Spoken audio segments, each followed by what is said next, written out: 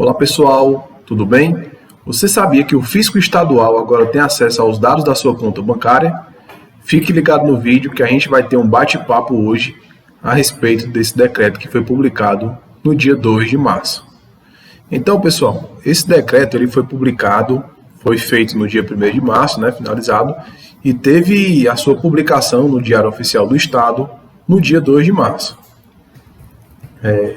Um dos principais pontos que eu vejo como observação seria primeiro o argumento da sua inconstitucionalidade, visto que é uma invasão de privacidade.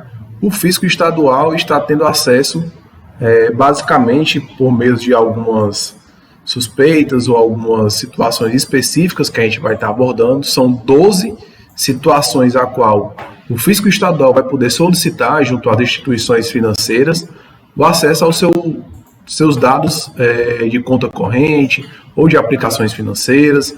Então a gente precisa entender que já existiu anteriormente algumas das situações, até foi com o Dias Toffoli, que teve um julgamento, ele como relator de uma ADI, onde a sua principal argumentação foi dizendo que o que está acontecendo não é uma quebra de sigilo bancário. O que está acontecendo é uma transferência do sigilo bancário para o sigilo fiscal. Mas, particularmente, eu entendo que isso seja um decreto inconstitucional. Certo? A gente, posteriormente, vamos estar vendo essas 12 situações a qual o fisco irá solicitar às instituições financeiras. Certo?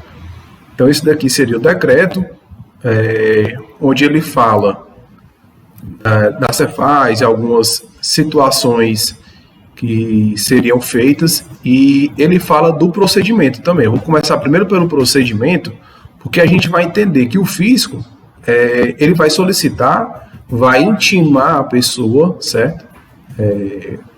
Através de um portal da própria Cefaz, ou um portal do CIGET, seria alguma maneira de comunicação que ele vai estar intimando, seja a pessoa um CPF, ou seja um CNPJ. Essa comunicação vai ser feita através da Cefaz, onde ela vai dar o prazo de 10 dias para que você esclareça, ou para que você tenha a possibilidade de estar tendo alguma maneira de se defender perante aquelas acusações, certo? Então, seria essa maneira, através de uma intimação que seria solicitado. E aqui no artigo 2º, ele fala as 12 situações que o fisco poderá solicitar às instituições financeiras os seus dados bancários, certo? Então, o que acontece? Subavaliação de valores de operações, inclusive de comércio exterior, de aquisições ou alienações de mercadorias, bens ou direitos, tendo por base os correspondentes valores de mercado. Então, o que isso significa, certo? Que o fisco, ele, mediante a uma operação, que seja ela uma aquisição do comércio exterior ou do comércio interno, o que vai acontecer? Normalmente, algumas situações que acontecem é quando você faz uma importação de um equipamento que ele tem um valor de mercado X, e a nota fiscal eletrônica ela é emitida com um valor subavaliado. Então, você paga aquela mercadoria através de um valor X, A nota vem com um valor, por exemplo, de 0,2 ou 0,3x, e essa operação, de fato, ela não há um casamento, certo? Então, vai estar tendo o quê? Esse descompasso da nota fiscal eletrônica com a transferência ou depósito bancário, certo? Então, essa subavaliação, porque o item, na realidade, ele seria X reais, e está sendo enviado ao nosso fiscal eletrônico com 0,3x ou 0,2x. Essa subavaliação com a intenção de diminuir os impostos e os encargos incidentes na operação, isso daí vai levar a uma suspeita do fisco e, logicamente, ele poderá estar intimando a pessoa para maiores esclarecimentos. Obtenção de empréstimo pelo sujeito passivo de tributos estaduais, quando este deixar de comprovar o efetivo recebimento de recursos. Então, isso é quando você normalmente tem uma declaração de faturamento, né, para uma instituição financeira que você está faturando em média, vamos supor, R$1 milhão, quando na realidade os documentos fiscais eletrônicos emitidos e os documentos que são informados para a Cefaz são de R$100 mil. Esse descompasso, né, de declaração de faturamento informado ao instituição financeira e ao que de fato é informado ao fisco estadual, este descompasso vai também abrir os olhos do fisco e pode ser que seja solicitado também uma intimação para maiores esclarecimentos. Fundadas suspeitas de inadimplência fraudulenta de tributos estaduais, em razão de indícios da existência de recursos não regulamentados, não regularmente escriturados ou contabilizados, ou ainda de transferência de recursos para empresas coligadas, controladas, bem como para o titular dos sócios. Aquelas transferências que são feitas de uma empresa de um grupo, né, ou das empresas para os sócios, mediante uma não comprovação contábil e fiscal, né, mediante uma não escrituração contábil, isso também poderá ser solicitado um maior esclarecimento, certo? Então ele fala aqui de empresas coligadas ou controladas, ou seja, que fazem parte de um grupo econômico. Então, se você é acostumado a transferir dinheiro de uma empresa para outra empresa do seu grupo, essa movimentação, certo? Caso exista de maneira que não está contabilizada da maneira correta, isso também vai estar sendo intimado perante a Cefaz. Fundadas suspeitas de irregularidades na escrita contábil ou fiscal de sujeito passivo de tributos estaduais. O que seriam essas irregularidades na escrita contábil ou fiscal? Então, aqui ele deixa, tem alguns tópicos desses 12 incisos que ele deixa realmente bem aberta a possibilidade de irregularidades fundadas, indícios, né, de irregularidades. Então fica algo bem abrangente que o fisco realmente vai estar tendo acesso às nossas contas bancárias, sendo pessoa física ou pessoa jurídica, certo? Fundada suspeita de ocultação ou simulação de fato gerador de qualquer dos tributos estaduais. Se você está declarando que você está faturando X reais, quando de fato você não está faturando, então você está ocultando ou simulando um fato gerador, porque você não está faturando. Às vezes acontece isso, principalmente no estado de São Paulo, né? Aqui não acontece. Então vamos lá para o inciso 6º. Indícios que o titular ou sócio de direitos de pessoa jurídica seria interposta pessoa do sócio ou titular de fato. O que seria isso?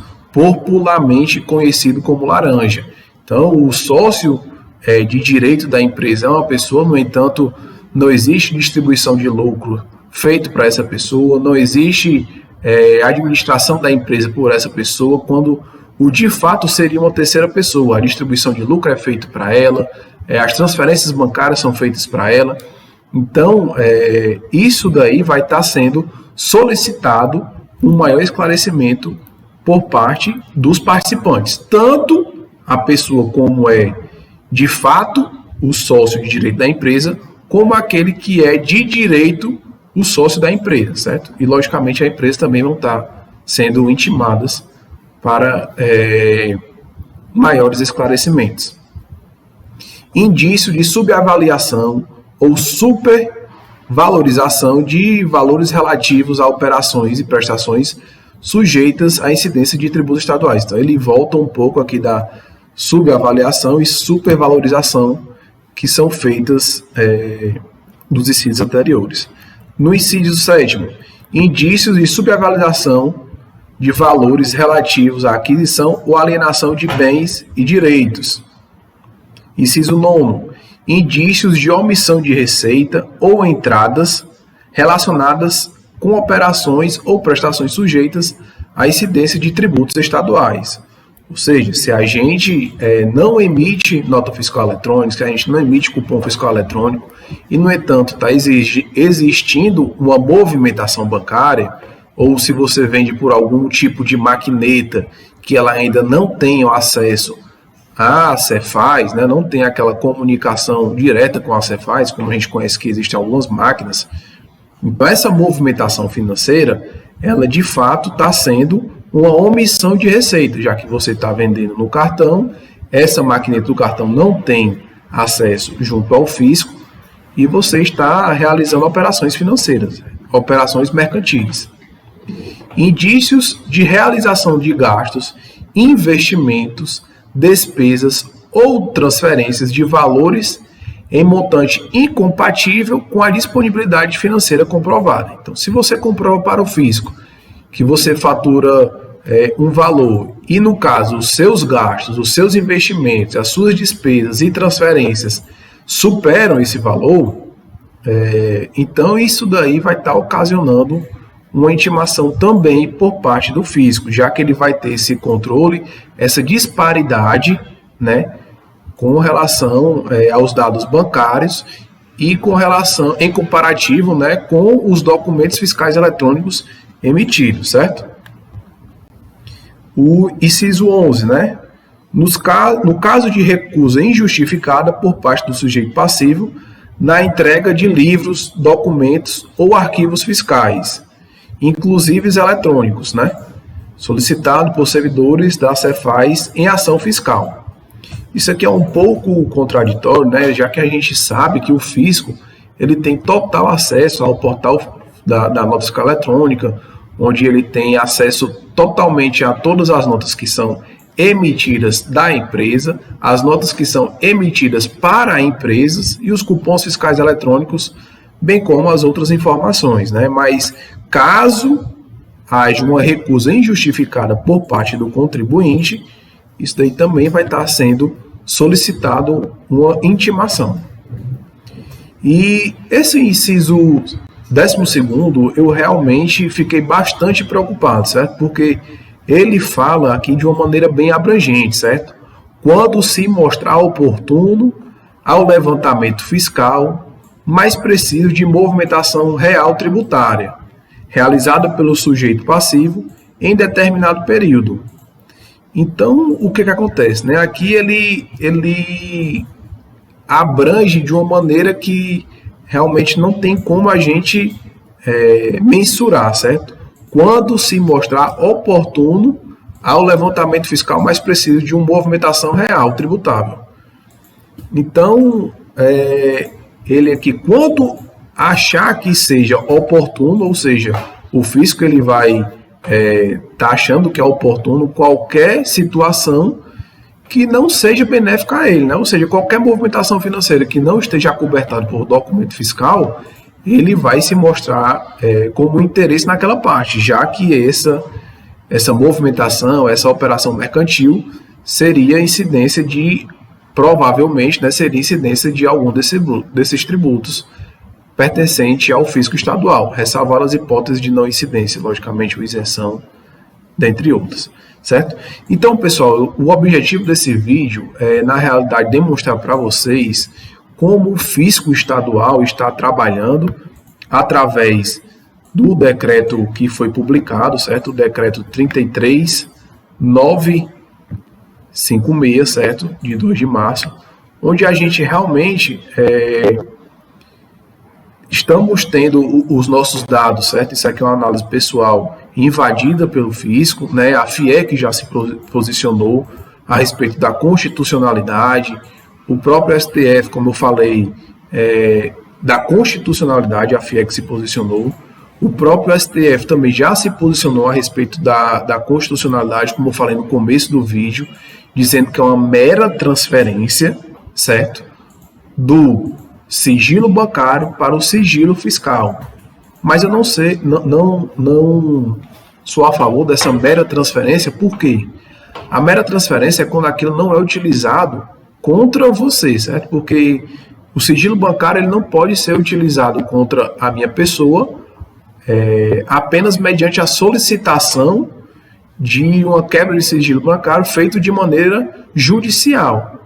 Já o fisco, ele vai estar tendo acesso a essa conta bancária, essa movimentação de conta bancária, quando ele é o total interessado desse acesso, certo? Então, isso é algo desproporcional para com o direito de defesa da pessoa, porque vamos estar entregando uma prova para o fisco, certo?